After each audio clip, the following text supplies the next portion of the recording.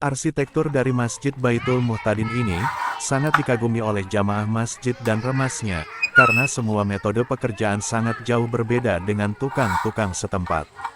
Baik dari pengukuran pondasi, pembuatan bekel balok cor, sampai dengan pemasangan besi dak atas, cara pembuatan atau adunan cor agar tidak mudah retak, bahkan sambungan siku pisplang 4 pojok ini, hanya dikerjakan setengah hari dengan satu tukang, dan metode cepatnya pekerjaan. Pisplang yang seharusnya memakan tenaga 5 orang, hanya dinaikkan dan memasangnya dengan 3 orang saja. Sungguh luar biasa arsitektur ini. Semua orang mengatakan, biasanya pisplang dipasang setelah pengecoran lantai atas. Alasannya adalah, 1.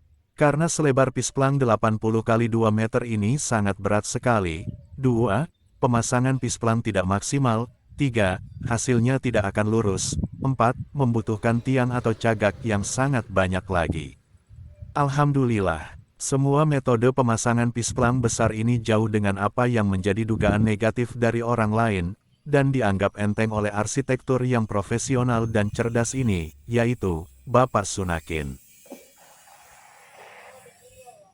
Semua tukang Masjid Baitul Muhtadin sangat profesional, dan metode pekerjaannya sangat mudah difahami oleh jamaah masjid. Bahkan anak-anak santri Al-Ustadz Rashidi ini berkursus pekerjaan pada arsitektur, yaitu pada Bapak Sunakin. Bapak Sunakin kagum atas kecerdasan semua santri Al-Ustadz Rashidi dan sangat kompak kerja bakti di renovasi Masjid Baitul Muhtadin. Semua santri bilang pada arsitektur itu, "Bapak, saya senang kerja bakti di masjid asalkan tidak dimarahi." "Oh, boleh kok, saya juga senang," kata arsitektur itu. "Apa Al-Ustadz Rashidi mengizinkannya?"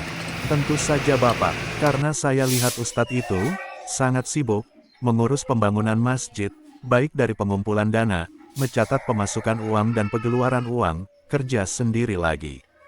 Saya tidak tega sama Ustadz Rashidi," jawab semua santri. Lalu Nabil diutus oleh semua temannya, sebagai perwakilan dari teman-temannya yang lain, untuk meminta izin dulu pada Al-Ustadz Rashidi, untuk kerja bakti di Masjid Baitul Muhtadin.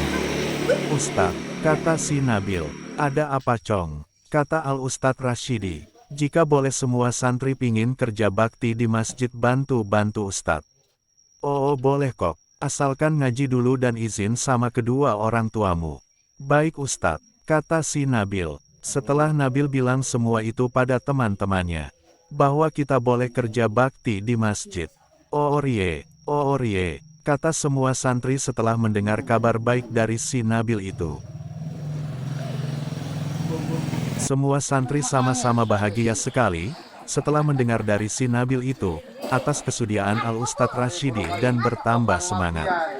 Kesemangatan semua santri membuat hati sang guru menjadi tenang dan meringankan beban semua panitia pembangunan Masjid Baitul Muhtadin, karena tenaga semua santri sangat bisa diandalkan, baik dari pengangkutan pasir, pengangkutan batu cor, pengangkutan adonan cor, bahkan juga dari pekerjaan-pekerjaan lainnya. Bendahara pembangunan Masjid Baitul Muhtadin sangat kasihan pada semua santri yang ikut kerja bakti, maka bendahara, yaitu Al-Ustadz Rashidi, menambah anggaran konsumsi buat para santri itu. Beberapa hari kemudian, ada santri cilik yang kursus pekerjaan, yaitu Alvin Rijalun Kamil, anak dari Buhari Muslim dan Siti Hanifah, berkursus pekerjaan pada arsitektur, yaitu pada Bapak Sunakin, yang baik hati, dan diikuti oleh teman-teman yang lainnya. Setelah berjalannya waktu, alhamdulillah, satu hari kemudian semua santri sama-sama bisa bekerja dengan baik, atas berkat didikan arsitektur, yaitu Bapak Sunakin. Setelah Bapak Sunakin pulang ke rumah karena adanya panggilan mendadak dari keluarga di rumah, maka si Nabil memanggil teman-temannya untuk kerja bakti, karena Pak Tukang tinggal 2 orang ditinggal pulang ke rumah, karena ada panggilan mendadak. Setelah panggilan si Nabil berhasil memanggil teman-temannya, maka kerja bakti, lagi sangat kompak, baik dari pengangkutan pasir, batu cor, adonan cor dan pengangkutan adonan cor, dan diberikan pada Pak Tukang. Selain dari pekerjaan itu, juga semua santri bisa mengikat kawat balok, kawat pelengkungan tiang masjid, membengkok kawat-kawat yang lurus, disesuaikan dengan konstruksi bangunan dan disesuaikan dengan harapan, sehingga sangat pas dalam pemasangan kawat balok, kawat pelengkungan, dari kerangka balok cor dan kerangka pelengkungan. Kekompakan kerja bakti dari semua santri Al-Ustadz Rashidi, bikin arsitektur kagum dan senang melihat semua santri yang kompak bekerja. Kekompakan ini membuat hati bendahara dan semua panitia pembangunan Masjid Baitul Muhtadin. Alhamdulillah, kata Al-Ustadz Rashidi, semua santri sangat membantu saya, bikin pikiran merasa ringan dan tenang, dan lagi kekompakan santri sangat mendukung panitia. 1. Mempercepat pekerjaan. 2. Meringankan semua beban panitia. 3. Dana yang ada menjadi hemat. 4. Panitia atau jamaah masjid punya penerus yang profesional.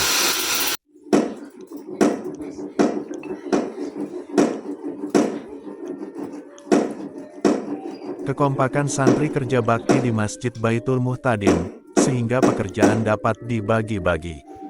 Ada yang mengikat kawat pelengkungan, ada yang membengkok kawat pelengkungan, ada yang membuat kerangka pelengkungan, ada yang membuat bekel atau kolong besi, ada yang memotong besi, ada yang memotong kayu pelafon dan triplek, ada yang memaku kerangka pelengkungan, ada yang mengukur panjang pendeknya kayu dan besi, agar semua pekerjaan memuaskan dan pas jika dipasang. Dan kawat tidak menekan pada kerangka pelengkungan dan lagi tidak mudah retak. Setelah pengikatan kawat pelengkungan dan kerangka pelengkungan selesai, maka diangkatlah dan disetel dulu, sebelum pengisian cor.